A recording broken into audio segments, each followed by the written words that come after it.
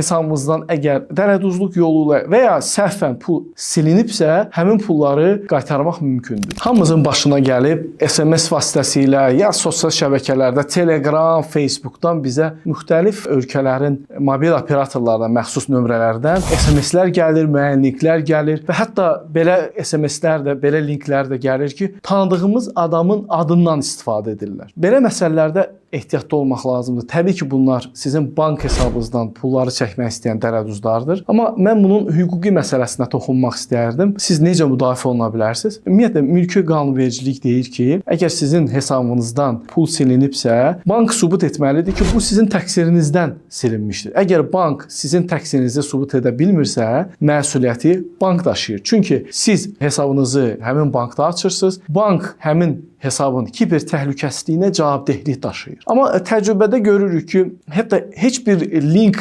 göndərilmədən, heç bir SMS gəlmədən də hesabdan pullar silinə bilər. Buna görə də siz banka müraciət etməlisiniz və beynəlxalq təcrübədə tanınan Chargeback xidmətindən istifadə etməlisiniz. Chargeback xidməti nədir? Sizin hesabınızdan əgər dələduzluq yolu ilə və ya səhvən pul silinibsə, həmin pulları qaytarmaq mümkündür. Bu, sizin hesabınızdan silinmə həyata keçirildisə, 7 iş günündən sonra həyata keçirilə bilər. Visa kartlarda bu 25 manatdır. Master kartlarda bu minimum məbləğ yoxdur. Siz banka müraciət edirsiniz və Chargeback xidmətindən istifadə edərək pulunuzu geri qaytarırsınız. Sonda qeyd etmək istərdim ki, ehtiyatlı olun. Çalışın, müxtəlif təbəqəli təhlükəsizlik tədbirlərindən istifadə edəsiniz. Əgər siz bütün tədbirləri istifadə etmişsiniz və sizin hesabınızdan yenə pul oğurlanırsa, siz bankı məhkəməyə verə bilərsiniz və həmin pulun geri qaytarılmasını tələb edə bilərsiniz.